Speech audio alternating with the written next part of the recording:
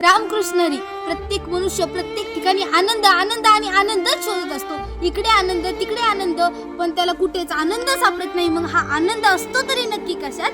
तर तुकोबराय सांगतात, ठेविले आनंदे तैसेची राहावे, चित्ती असू द्यावे समाधान. ज्यावेळी आपल्या चित्ताला समाधान लागेल त्याच वेळी आपल्या आत्म्याला समाधान आणि आनंद लागेल, हेच तुकोबराय सांगतात. मग तुकोबराय नक्की काय आमच्या संसारावरती तुळशी पत्र ठेवायचं का चित्ताला समाधान आणि आनंद लागण्यासाठी? तर नाही. तुकोबराय पुढे सांगतात, तुका म्हणे घालू तयावरी भारण वाहू हा संसार देवा पायी. तुकोबराय सांगतात, आपला सगळा भार, संसाराचा भार त्या देवाच्या चरणी लीन करा आणि त्याच्या भक्तीमध्ये दंग होऊन जा.